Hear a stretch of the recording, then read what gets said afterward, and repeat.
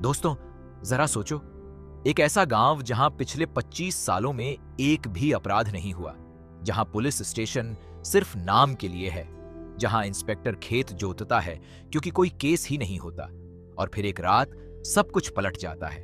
2 मौतें, एक पुरानी दबी हुई सच्चाई और एक ऐसा राज जो 50 साल से किसी के सीने में बंद था। ये कहानी है अज्ञाथावासी की, एक 2025 में आई कन्नड़ा फिल्म जो आपको शुरू से आखिर तक बांधे रखेगी, और जब खत्म होगी तो आप सोचते रह जाएंगे कि इंसान अपनी गलतियों को कितने सालों तक अंदर छुपाए जी सकता है। कहानी शुरू होती है कर्नाटक के मालेनाडु इलाके के एक छोटे से गांव नलकेरी से। साल है 1997। ये वो दौर था जब पूरी दुनिया में कंप्यूटर क्रांति आ रही थी, लेकिन भारत के छोटे छोटे गांवों तक ये बात अभी पहुंची नहीं थी। नालकेरी एक ऐसा गांव था जहां पहाड़ थे, घने जंगल थे, धुंध थी और एक अजीब सी शांति थी जो सालों से कायम थी। गांव के लोग एक दूसरे को जानते थे, एक दूसरे के घर की बात जानते थे और किसी को किसी से कोई शिकायत नहीं थी। कम से कम ऊपर से देखने पर तो यही लगता था। इस गांव में था एक पुलिस स्टेशन, लेकिन यह पुलिस स्टेशन बस एक इमारत थी। न कोई खास काम, न कोई केस, न कोई हलचल। पिछले 25 सालों में कोई बड़ा अपराध नहीं हुआ था, इसलिए यहां का इंस्पेक्टर भी अपना काम बड़े आराम से करता था। उस इंस्पेक्टर का नाम था गोविंदू। गोविंदू एक ऐसा इंसान था जो पुलिस की वर्दी भी पहनता था और खेत में हल भी चलाता था। वो एक किसान पुलिस वाला था, आधा वक्त ड्यूटी पर, आधा वक्त अपने खेत पर। उसकी जिंदगी बिल्कुल सरल थी, न कोई उलझन, न कोई दबाव। गांव के लोग उसे इज्जत देते थे और वो भी सबके साथ प्यार से रहता था। गोविंदू एक शांत, समझदार और बहुत गहरी सोच वाला आदमी था, जो कम बोलता था, लेकिन जब बोलता था तो सबको सुनाई देता था। गांव में एक और अहम शख्सियत था, गांव का जमींदार श्रीनिवासाया। श्रीनिवासाया एक बड़े घर का मालिक था। गांव में उसकी इज्जत थी, लोग उसे मानते थे, लेकिन उसकी जिंदगी में एक बड़ा दुख था। उसका बेटा अरुण ने गांव छोड़ दिया था, बाप से मुंह फेर लिया था और कहीं चला गया था। कोई नहीं जानता था कि क्यों। श्रीनिवासैया अपने बड़े घर में अकेला था। दौलत थी, जमीन थी, लेकिन अपना कोई नहीं था। उसका अकेलापन उसे अंदर से खा रहा था। वो बूढ़ा हो रहा था और बेटे की याद उसे रोज तड़पाती थी। गांव में एक और किरदार था जो कहानी में बड़ी भूमिका निभाता है, पंकजा। पंकजा एक नौजवान लड़की थी, गांव की ही, और वो श्रीनिवासाया के बेटे अरुण से प्यार करती थी। लेकिन अरुण गांव से जा चुका था तो पंकजा का प्यार अधूरा था, टूटा हुआ था। वो श्रीनिवासाया के घर के आसपास रहती थी, शायद इसलिए क्योंकि उस घर से उसका अरुण का रिश्ता जुड़ा था। पंकजा एक गहरी और जटिल किरदार थी, बाहर से शांत लेकिन अंदर से न जाने क्या क्या छुपाए हुए थी। अब आता है एक नया किरदार, रोहित। रोहित एक उत्साही नौजवान था जो जमाने के साथ चलना चाहता था। 1997 का दौर था और कंप्यूटर एक नई चीज थी।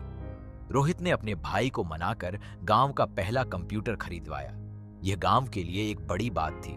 जहां बाकी लोग कंप्यूटर को शक की नजर से देखते थे, वहां रोहित उसमें दुनिया देख रहा था। डायल अप मोडेम से इंटरनेट चलाना, ईमेल करना, ऑनलाइन चैट करना, यह सब उस वक्त जादू जैसा था। रोहित की यह कंप्यूटर वाली बात आगे चलकर कहानी में एक जरूरी मोड़ लाती है। गांव की पुरानी दुनिया और नई टेक्नोलॉजी का यह टकराव फिल्म में एक खूबसूरत कॉन्ट्रास्ट बनाता है। फिर आती है वो रात जो सब कुछ बदल देती है। एक रात अचानक गांव में हड़कंप मच गया। जमींदार श्रीनिवासाया मरा हुआ पाया गया। गांव के लोग हैरान थे। पहले तो लगा कि शायद बुढ़ापे में दिल का दौरा पड़ गया होगा, लेकिन इंस्पेक्टर गोविंदू ने जब खुद जाकर देखा तो उसका दिमाग कुछ और कह रहा था। गोविंदू ने वहां की एक एक बात गौर से देखी और उसने वो बात पकड़ी जो किसी ने नहीं पकड़ी। गोविंदू ने ऐलान किया, ये कोई साधारण मौत नहीं है, ये हत्या है। पूरा गांव सन्न रह गया। इस शांत और अपराध मुक्त गांव में हत्या, ये बात किसी को हजम नहीं हो रही थी, लेकिन गोविंदू अपनी बात पर कायम था। उसी रात एक और मौत हुई, दूसरी। एक रात में 2 मौतें। गांव के लोगों में डर और हैरानी दोनों थे। गोविंदू के सामने अब 2 केस थे। लेकिन गोविंदू ने जिस तरह से दोनों मौतों की जांच की, वो तरीका बहुत अलग था। वो हर छोटी बड़ी बात पर ध्यान देता था। कहां पांव के निशान हैं, कौन सी चीज कहां रखी थी, कौन उस वक्त कहां था। उसका दिमाग शतरंज की तरह सोचता था। एक चाल के बाद दूसरी, फिर तीसरी। गोविंदू की जांच में एक और पुलिस अधिकारी का नाम आता है, अनंथू। अनंथू ने गोविंदू से कुछ सवाल पूछे, कुछ बातें जानने की कोशिश की, और यहीं से फिल्म की असली ताकत सामने आती है। जब अनंथू ने गोविंदू से पूछताछ शुरू की, तब दोनों के बीच की बातचीत इतनी तेज और इतनी गहरी थी कि दर्शक सीट से हिल नहीं सकते थे। गोविंदू एक एक बात को खोलता जाता था, जैसे कोई कुशल बढ़ी पुरानी लकड़ी को तराश रहा हो। धीरे धीरे, परत दर परत सच सामने आने लगा। जांच आगे बढ़ी तो पता चला कि इन दोनों मौतों की जड़ें बहुत पुरानी थीं। यह मामला सिर्फ 1997 का नहीं था, यह 1970 के दशक से जुड़ा था। गांव में कोई एक पुरानी घटना थी जो उस वक्त दब गई थी, जो कभी सामने नहीं आई, जो किसी ने कभी बताई नहीं, और वो पुरानी घटना इन नई मौतों की वजह बनी थी। यही फिल्म का सबसे दिलचस्प पहलू था कि अतीत कभी पूरी तरह नहीं मरता। वो दबा रहता है, सोया रहता है, लेकिन एक दिन जाग उठता है और सब कुछ तहस नहस कर देता है। श्रीनिवासाया और उसके बेटे अरुण के बीच की दूरी क्यों थी? पनकजा का अरुण से क्या रिश्ता था और वो श्रीनिवासाया के घर के पास क्यों रहती थी? 1970 के दशक में इस गांव में क्या हुआ था? गोविंदू इन सब सवालों के जवाब ढूंढता गया, और हर जवाब के साथ एक नया सवाल खड़ा हो जाता था। फिल्म की कहानी नॉन लिनियर थी, यानी कभी वर्तमान में जाती, कभी अतीत में, कभी 1997 दिखता, कभी 70 का दशक। ये स्टोरी टेलिंग का तरीका दर्शक को थोड़ा पेशेंस मांगता था, लेकिन जो धैर्य रखता था उसे अंत में बड़ा इनाम मिलता था। जैसे जैसे जांच गहरी होती गई, पनकजा का असली चेहरा सामने आने लगा। पनकजा सिर्फ एक प्यार में टूटी हुई लड़की नहीं थी, उसके मन में श्रीनिवासाया के लिए गुस्सा था, एक गहरा पुराना गुस्सा। क्यों? क्योंकि श्रीनिवासाया ने कुछ ऐसा किया था या कुछ ऐसा होने दिया था जिसकी वजह से पनकजा की जिंदगी बर्बाद हुई थी, या उसके किसी अपने की जिंदगी। वो दर्द जो सालों से अंदर था, वो बाहर आया, और उसने एक कदम उठाया जो उसे नहीं उठाना चाहिए था। फिल्म का एक बड़ा ट्विस्ट यही था। पनकजा ने भी श्रीनिवासाया को मारने की कोशिश की थी। ये बात जब सामने आई तो कहानी में एक नया मोड़ आया, लेकिन असली सवाल ये था, जो हत्या हुई वो किसने की और क्यों? यहां गोविंदू की असली तेजी सामने आई। उसने सब्र से एक एक धागा सुलझाया। उसने देखा कि किस रात कौन कहां था, किसके हाथ में क्या था, किसके जूतों में कीचड़ था, किसकी आंखों में डर था और किसकी आंखों में राहत। गोविंदू का तरीका था, गांव के हर इंसान की बात सुनो, उनकी बॉडी लैंग्वेज देखो, और जो बात वो नहीं कह रहे उसे पकड़ो। कई बार जो इंसान चुप रहता है वो उससे ज्यादा बताता है जो बोलता है। अब वो पुराना राज, 1970 का दशक। उस वक्त गांव में एक औरत थी। उस औरत का दिमाग ठीक नहीं था, वो मानसिक रूप से बीमार थी। उस जमाने में मानसिक बीमारी को कोई समझता नहीं था, कोई इलाज नहीं करवाता था। लोग ऐसे लोगों को छुपाते थे, शर्म से दूर रखते थे। उस औरत के साथ कुछ हुआ था, कुछ बहुत बुरा, और श्रीनिवासाया उस घटना से जुड़ा था। या तो उसने कुछ किया था या उसने होते देखा और चुप रहा। उस चुप्पी ने कई जिंदगियां बर्बाद की थीं। वो औरत किसकी मां थी, किसकी बहन थी? ये जानकारी जब सामने आई तो सब कुछ एक दूसरे से जुड़ गया। हत्या का मकसद, हत्यारे की पहचान, और वो पुरानी गलती जो दशकों बाद भी इंसाफ मांग रही थी। रोहित और उसका कंप्यूटर, यह सिर्फ टेक्नोलॉजी का प्रतीक नहीं था। रोहित की कंप्यूटर की दुनिया और गांव की पुरानी दुनिया का टकराव यह दिखाता था कि बदलाव आता है, दुनिया आगे बढ़ती है, लेकिन कुछ जख्म नहीं भरते। गांव में इंटरनेट आ सकता है, लेकिन पुराने गुनाहों का हिसाब इंटरनेट नहीं चुकाता। रोहित का किरदार कहानी में एक अहम मोड़ पर आता है जब उसके कंप्यूटर की मदद से कुछ ऐसी जानकारी सामने आती है जो जांच में काम आती है। 1997 में कंप्यूटर से ईमेल करना, किसी से संपर्क करना, यह एक नया हथियार था जो गोविंदू के काम आया। गोविंदू का किरदार इस पूरी फिल्म की जान था। वो एक ऐसा इंसान था जो बाहर से सरल दिखता था, लेकिन अंदर से बहुत गहरा था। उसने अपनी जिंदगी में बहुत कुछ देखा था। वो जानता था कि इंसान झूठ बोलता है, इंसान छुपाता है, इंसान डरता है, और इन सब के पीछे एक कारण होता है जो अगर समझ लिया जाए तो सच सामने आ जाता है। गोविंदू ने इस केस में वही किया। वो हर इंसान के डर को, उसके दर्द को, उसके गुस्से को समझता गया और उसने सच तक का रास्ता निकाला। अनंथू का किरदार भी जरूरी था। अनंथू ने गोविंदू से सवाल पूछे तो गोविंदू ने जवाब दिए, लेकिन हर जवाब के साथ कहानी की एक नई परत खुलती थी। यह दोनों के बीच की कॉन्वर्सेशंस फिल्म का सबसे तेज तर्रार हिस्सा था। दोनों पुलिस अधिकारी थे, दोनों समझदार थे, लेकिन एक केस को देखने का नजरिया अलग था। गोविंदू ने अपनी जांच को एक ऐसी दिशा में ले जाया जहां सिर्फ क्रिमिनल को पकड़ना जरूरी नहीं था, बल्कि यह समझना जरूरी था कि यह सब हुआ क्यों। फिल्म का मालेनाडु का वातावरण एक अलग ही तरह का जादू था। पहाड़ों की धुंध, घने पेड़, रात की चुप्पी, गांव की गलियां, ये सब मिलकर एक ऐसा माहौल बनाते थे जो दर्शक को लग रहा था कि वो खुद उस गांव में है। सिनेमेटोग्राफी इतनी खूबसूरत थी कि हर फ्रेम एक तस्वीर की तरह था। धुंध में लिपटे पेड़, सुबह की हल्की रोशनी, रात का अंधेरा, ये सब कहानी के साथ मिलकर एक ऐसा अनुभव बनाते थे जो लंबे वक्त तक याद रहे। जब सच पूरी तरह सामने आया तो कहानी ने एक ऐसा मोड़ लिया जो दिल को छू गया।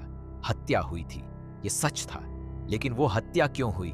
एक ऐसे इंसान ने की जिसने सालों तक अपने अंदर का दर्द और गुस्सा दबाए रखा था। एक ऐसे इंसान ने जिसकी जिंदगी किसी और की गलती से बर्बाद हुई थी और जिसे कभी न्याय नहीं मिला था। क्या ऐसे में हत्या सही थी? क्या गुस्से में उठाया गया कदम सही था? फिल्म इस सवाल का जवाब नहीं देती, वो यह फैसला दर्शकों पर छोड़ती है। श्रीनिवासाया की मौत के बाद गांव में एक अजीब सी खामोशी थी। जो इंसान इतने सालों से गांव का सबसे बड़ा आदमी था, वो चला गया था, और उसके जाने के बाद एक राज खुला था। वो राज जो उसने दशकों से छुपाया था। गांव के लोग अब जानते थे कि जिसे वो इज्जत देते थे वो इज्जत के लायक था या नहीं। यह एक गहरा सवाल था। पनकाजा के बारे में जब सच सामने आया कि उसने भी मारने की कोशिश की थी, तो यह ट्विस्ट दर्शकों को चौंकाता था, लेकिन समझ में भी आता था, क्योंकि पनकाजा के दिल में जो था वो सालों का दर्द था। आरुण का जाना, श्रीनिवासाया का किरदार उसमें, और पनकाजा की अपनी जिंदगी की बर्बादी, ये सब मिलकर उसके अंदर एक आग बना गए थे जो एक दिन भड़क उठी। आरुण, वो बेटा जिसने बाप को छोड़ दिया था, आखिर क्यों? जब यह पता चला तो सब कुछ एक नई रोशनी में दिखा। अरुण ने शायद अपने बाप के अंदर वो सच देख लिया था जो बाकी गांव नहीं देख पाया था, और उस सच ने उसे इतना तोड़ दिया था कि वो वहां रह नहीं सका। एक बेटा जो बाप से प्यार करता है, लेकिन जब उसे पता चलता है कि बाप ने कुछ गलत किया तो वो क्या करे? यह सवाल फिल्म पेरेंटिंग और रिश्तों पर एक गहरा संदेश देती है। गोविंदू ने जब पूरा मामला सुलझा लिया तो उसके चेहरे पर जीत की खुशी नहीं थी। वो शांत था, थका हुआ था, और शायद थोड़ा दुखी भी था, क्योंकि एक पुलिस अधिकारी के लिए केस सुलझाना जीत होती है, लेकिन जब केस के पीछे इतना दर्द, इतनी तकलीफ, इतने सालों की चुप्पी हो, तो जीत का एहसास कुछ फीका पड़ जाता है। गोविंदू ने अपना काम किया था, सच सामने लाया था, लेकिन वो जानता था कि इस सच ने कईयों की जिंदगियां हमेशा के लिए बदल दी थी। फिल्म का अंत, गोविंदू का किरदार एक गहरा संदेश देता है। वो एक ऐसा इंसान था जिसने बिना शोर शराबे के, बिना किसी नाटक के, सिर्फ अपनी समझ और अपने अनुभव से एक पुराना राज खोला। उसने दिखाया कि जो सच एक बार दबा दिया जाए वो मरता नहीं, वो जिंदा रहता है और एक दिन किसी न किसी रूप में बाहर आ जाता है। चाहे 25 साल लग जाएं, चाहे 50, सच को कोई दफन नहीं कर सकता। अज्ञातवासी का मतलब होता है वो जो निर्वासन में है, वो जो छुपा हुआ है, और यही इस पूरी फिल्म का सार है। हर किरदार कुछ न कुछ छुपाए हुए था। श्रीनिवासाया ने अपना गुनाह छुपाया था, पनकाजा ने अपना दर्द छुपाया था, अरुण ने अपना टूटना छुपाया था, और गांव ने अपनी एक पुरानी कहानी छुपाई थी। इस फिल्म ने दिखाया कि जब हम सच को निर्वासन में भेज देते हैं, उसे दबाते हैं, उससे मुंह फेर लेते हैं, तो वो निर्वासन में रहकर और ताकतवर हो जाता है। और जब वो लौटता है तो बहुत देर हो चुकी होती है। ये फिल्म सिर्फ एक मर्डर मिस्ट्री नहीं थी, ये एक ऐसी कहानी थी जो गिल्ट के बारे में थी, फॉरगिवनेस के बारे में थी, और उन चुप्पियों के बारे में थी जो हम पाल लेते हैं और जो हमें अंदर से खोखला कर देती हैं। रंगायाना रघु ने गोविंदू को इतनी खूबसूरती से जिया कि लगता था यह कोई किरदार नहीं, एक असली इंसान है। पावन गौड़ा ने पंकजा को इतनी गहराई से निभाया कि दर्शक उसके दर्द को महसूस कर सके। सिद्धू मूलीमानी ने रोहित को एक ताजगी दी जो पूरी फिल्म में एक उम्मीद की किरण की तरह थी, और पूरी कास्ट जो मोस्टली थिएटर बैकग्राउंड से थी ने यह साबित किया कि असली अभिनय स्क्रीन पर चमक धमक नहीं बल्कि सच्चाई होती है। मालेनाडु का धुंध भरा वातावरण, चरण राज का बैकग्राउंड स्कोर जो कभी जोर से नहीं चिल्लाया लेकिन हमेशा दिल में उतरता रहा, और एडवैथा गुरुमूर्ति की सिनेमेटोग्राफी जिसने हर सीन को एक पेंटिंग बना दिया, ये तीनों मिलकर अज्ञातवासी को सिर्फ एक फिल्म नहीं, एक अनुभव बना गए। ये फिल्म उन लोगों के लिए नहीं थी जो तेज एक्शन और धमाकेदार क्लाइमैक्स चाहते हैं, ये उन लोगों के लिए थी जो धीरे धीरे कहानी में डूबना चाहते हैं, जो हर किरदार को जानना समझना चाहते हैं, और जो फिल्म खत्म होने के बाद भी उसके बारे में सोचते रहना चाहते हैं। तो अगर आप एक ऐसी फिल्म देखना चाहते हैं जो आपको हिलाए नहीं बल्कि आपके अंदर तक उतर जाए, जो आपसे सोचने का काम करवाए, जो आपको याद दिलाए कि हर इंसान के अंदर एक कहानी है जो वो बाहर नहीं लाता, तो अज्ञातवासी जरूर देखें। G5 पर यह फिल्म उपलब्ध है। और हाँ, अगर यह वीडियो आपको पसंद आई तो लाइक जरूर करें, हमारे चैनल को सब्सक्राइब करें और बेल आइकन दबाना मत भूलना ताकि ऐसी और फिल्मों की कहानियां आप तक सबसे पहले पहुंचें।